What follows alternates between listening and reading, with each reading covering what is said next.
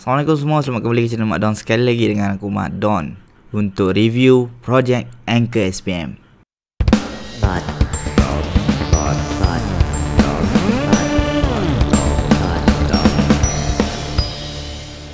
So, aku nak cakap terima kasih kepada subscriber lama dan selamat datang kepada subscriber baru.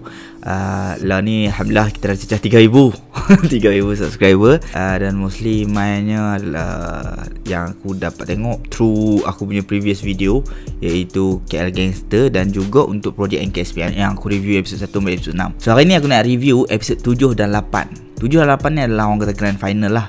Series ni dah tamat dah minggu lepas dan minggu ni baru aku nak release. Sebab aku suka tunggu dulu bagi orang tengok.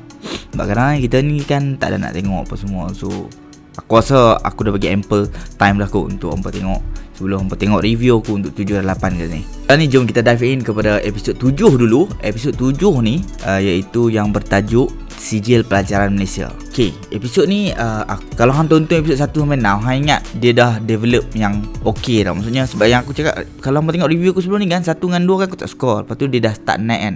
So 7 ni dia memang peak lah. Dia kiranya yang kemah gila lah. Starting awal tu dia dah atok lah. Dia buat percaturan dia dah.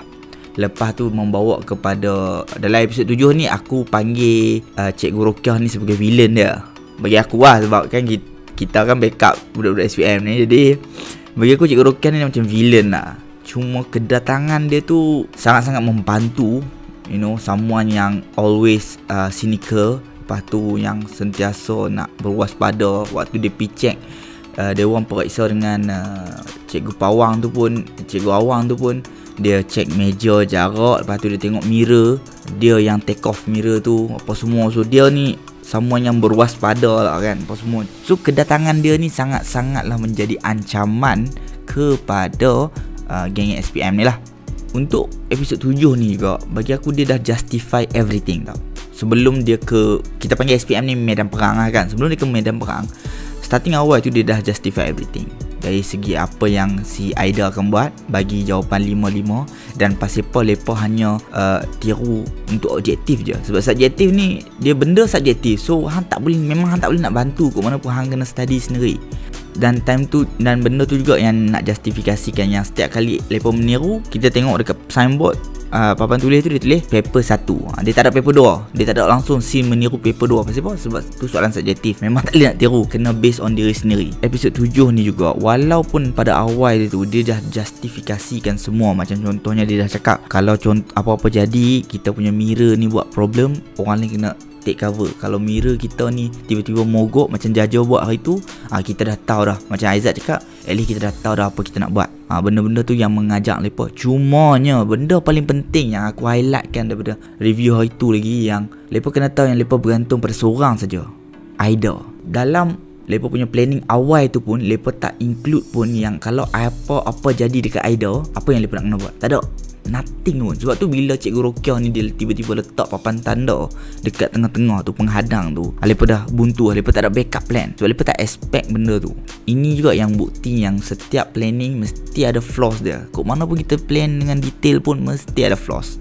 Dalam episod 7 ni pula juga dia mengajak kita lah, yang kan aku cakap di SPM ni adalah sebuah medan perang. Jadi selagi kita tak menang perang tu, kita tak boleh celebrate. So student ni mereka celebrate too soon tau. You know, Aida pun dia tak celebrate lagi, Aizat pun tak celebrate lagi. So people yang faham tentang peperangan ni, mereka tak celebrate too soon. Mereka tahu yang selagi benda tu tak habis, lagi result tak keluar, mereka takkan celebrate. Itu adalah salah satu benda yang kita boleh belajar. Dan juga dalam episod 7 ni pun dia ada include macam, aku suka frasa yang macam dalam perang ni orang selalu akan calm before the storm tau. Dia akan tenang dari dulu. So apa perasan tak? Tak jadi peniru, lepa benda tu smooth je. Dia tiru je. Tapi bila Helmi start serang, time tu dia terus attack. Dia kena attack dengan Helmi, kena attack, tak habis-habis kena attack dengan Helmi. Sebab Helmi ni dia agresif, dia nak balas dendam. Dia dah patah hati, and then dia dah memang geram gila dengan Aizat. So episod 7 tu memang complete set lah. Okay, daripada awal percaturan sampai ke kedatangan villain, yang mana kita as audience kita akan rasa macam Rukiah ni memang akan bagi ancaman. Lepas tu tiba-tiba lepo bagi kita, writer bagi kita relax lah. Dia tunjuk yang geng-geng SPM ni berjaya tiru. So kita pun ingat smooth sekali Helmi attack. So attack sampailah Aida kena tangkap. So dekat sini episod 7 ni memang perfect lah, perfect. Bagi aku perfect lah. Aku tak tahu orang lain, tapi bagi aku memang perfect. Memang aku sedap gila tonton daripada awal sampai habis untuk episod 7 ni. Now kita nak beralih kepada episod 8. Untuk episod 8 ni aku tak mau sentuh terlalu detail. Aku nak bercakap apa message di sebalik episod 8 ni keluar. Sebab episod 8 ni bagi aku okay, overall memang okay. Sebab episod 8 ni dia half interrogation dan half lagi closure. Half interrogation ni maksudnya sambungan kepada yang Aida kena tangkap tu. Episod 8 ni depa interrogate budak seorang by seorang semua ni kan. Lepas tu itu untuk half episode. Another half episode pula adalah closure tentang persahabatan lepa, closure dengan lepa punya sekolah tu apa semua, antara satu batch, antara friendship sesama lepa.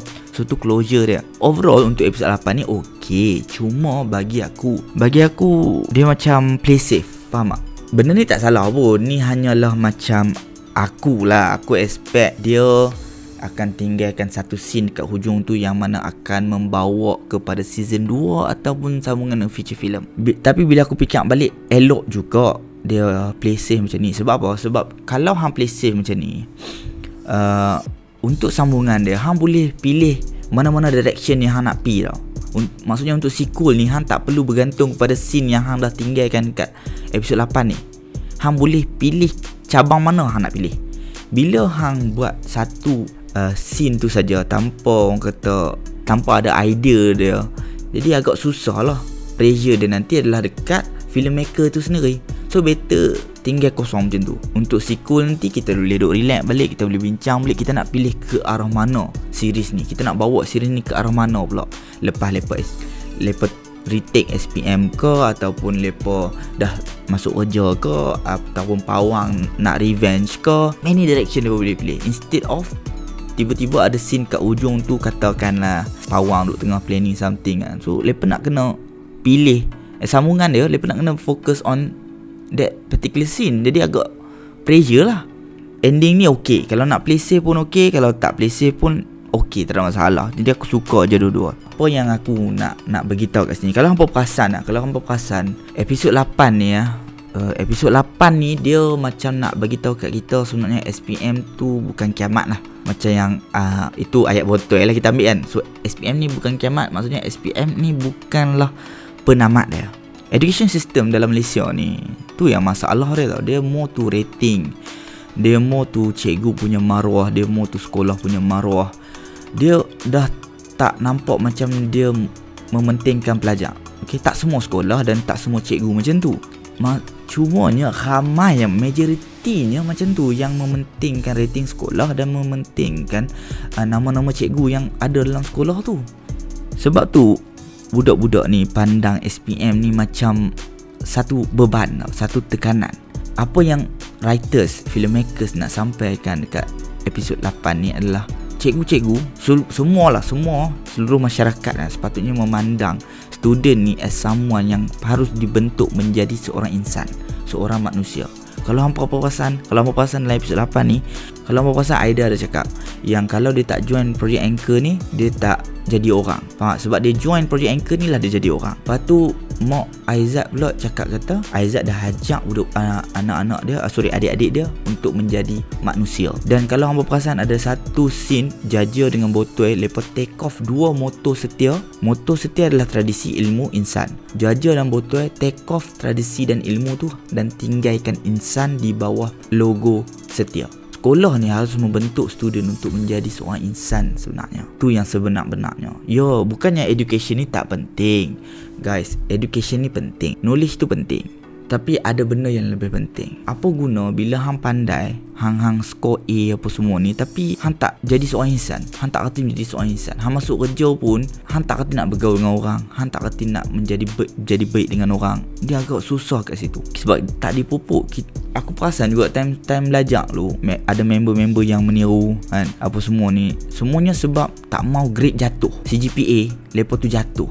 So sampai sanggup meniru apa semua ni. Meniru satu, lepas tu pasal nak dapat carry mark tinggi sanggup jilat lecturer apa semua, buat baik dengan lecturer semata-mata nak dapat result tinggi. Carry mark tinggi. Benda-benda tu adalah benda yang unhealthy, benda-benda yang tak membawa kemajuan pun pada masa hadapan. Education ni penting. Okay, aku tak suka founder yang menyalahgunakan Elon Musk punya interview. Kalau orang perasan ada few founder ni dia jenis kata Elon Musk pun tak kisah pun pasal degree. Dulu dekat Twitter ada trend. Kami retweet lah tu, kata Elon Musk tak mentingkan degree. Betul, Elon Musk tak pentingkan langsung degree, sebab bagi dia degree tu sertifikat. Tapi adakah dia sebut kata dia tak pentingkan knowledge? Tak ada. Dia bagi tahu, kalau hangpa check balik dalam interview tu, kalau hangpa tonton full interview, dia ada bagi tahu yang dia kata dia memang tak kisah pun pasal degree. As long as hang ada knowledge, hang pernah invent something, hang tahu pasal engineer punya benda ni, mechanical punya things ni, hang tahu pasal benda tu, then should be enough lah. Elon Musk tak pandang degree ni sebab itu sertifikat, tapi dia value knowledge hang. Kiranya hang tak ada degree, tapi hang tu MacGyver, hang duk kaika bentuk macam-macam dekat kampung hang. So bila hang mai ke interview dengan Elon Musk tu, hang present hang punya invention, takkanlah dia tak, orang kata, terpegun kan dengan benda tu. So of course lah dia takkan pandang dah hang ada degree ke tak ada degree ke. Tapi sebabkan hang pandai, hang tahu tentang invention semua-semua ni, so of course lah dia ambil kerja. Founder-founder dekat Malaysia ni, few founder ni, aku tak tahu apa masalah hampa, punya nak suruh orang buat bisnes dengan hampa, punya nak konon-konon nak encourage budak-budak, kata SPM ni tak ada lah, SPM ni tak penting pun kan. Tengok macam abang tak ada SPM tapi still boleh berjaya. Tu yang ayat-ayat yang susah. Dia hang kalau betul-betul nak encourage orang, hang cakap lah kata SPM ni bukan penamat lagi. Okay, knowledge ni kita boleh pursue dekat mana-mana saja, tak ada masalah pun. Tapi janganlah ajak budak tu baru lepas SPM tu buat bisnes. Bisnes ni kena ada ilmu juga. Orang yang ada ilmu pun buat bisnes lingkup, yang tak ada ilmu lagi lah hang boleh bayang jadi apa. Tapi hang nak encourage mereka buat bukan-bukan, dia agak memang salah lah kan. Tak betul, kesian lah kat orang. So inilah benda yang episod 8 ni nak bagi tahu, faham tak? Yang SPM tu bukan penamat, dan juga sekolah should see benda yang apa orang kata lagi jauh daripada rating level saja. They should see a bigger picture lah. Okay, instead of care tentang rating, tentang maruah apa semua ni. Benda ni juga yang ada highlight dalam filem Gaduh by Namron kan. Boleh pergi check it out. Oh, satu je benda yang aku tak suka dalam episod 8 ni adalah hateful speech by Pawang. Speech Pawang tentang nak, orang kata nak londehkan Aizat, betul-betul nak torture Aizat ni. Kalau mau perasan, speech tu, behavior Pawang ketika memberi speech tu adalah behavior yang sama time ada kat episod 1 tu. So dia punya gap macam terlalu jauh kan awak, untuk hang tiba-tiba ulang balik buat Pawang punya hateful speech tu. Hatred speech lah kan. Dia punya hatred speech tu macam terlalu jauh. For me, kalau boleh include lah dahulu sebelum SPM tu, Pawang panggil budak-budak tu ke, ataupun Pawang panggil time apa kan, budak-budak tu ada buat problem ponteng kelas apa semua. So dia tak payah panggil si Helmi, dia sendiri kumpulkan budak-budak tu, lepas tu dia marah lepa. Ataupun dia dapat tangkap salah seorang buat apa-apa benda dan dia marah kawan tu depan semua orang, depan satu batch. Dia marah salah seorang batch form 5 time tu depan satu batch. Tapi time tu geng-geng tu tak dapat nak buat apa, faham tak? And then bila kat hujung tu dia marah Aizat, dan dia betul-betul orang kata hatred punya speech tu kan. Lepa memang tak boleh take it dah, sebab awal-awal tu lepa tak buat apa. So lah ni bila jadi macam ni, dah dekat hujung, jadi orang kata kebencian tu dah tertanam tau.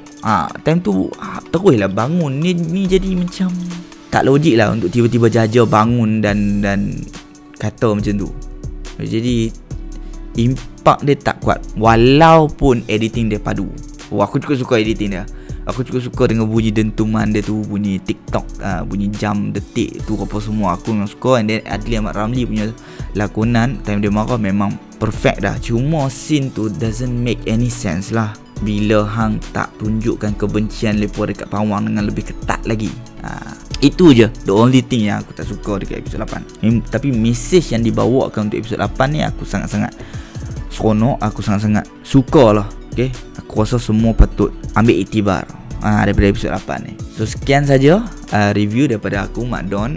Terima kasih kepada semua yang menonton. Jangan lupa subscribe kalau suka dengan channel ni. Kita jumpa lagi untuk next episode. Dan kepada Razai Syam, kepada Anwari Ashraf, kepada seluruh tim Project Anchor SPM, tahniah diucapkan atas kejayaan ni. Aku suka series ni. Aku sangat-sangat suka. Aku ada flaws tu. You know, bila series tu dah best, kita kita ketepikan semua flaws tu. Sebab benda tu lepa boleh improve untuk season 2, ataupun lepa boleh improve untuk upcoming sequel. Sebab tu aku tak ambil pot sangat pasal dia punya flaws. Tapi kalau dia punya flaws tu terlalu banyak, lepas tu semua benda tak lengkap, makanya kita dah tak boleh nak pandang remeh dah. Time tu barulah kita bagi tahu banyak benda lagi yang lepa boleh improve. So all the best untuk tim Project Anchor SPM. Kita jumpa lagi untuk next episode. Terima kasih sebab tonton. Bye bye. Oi, sebelum tu selamat Hari Raya Maaf Zahir dan Batin daripada Mak Don. Terima kasih.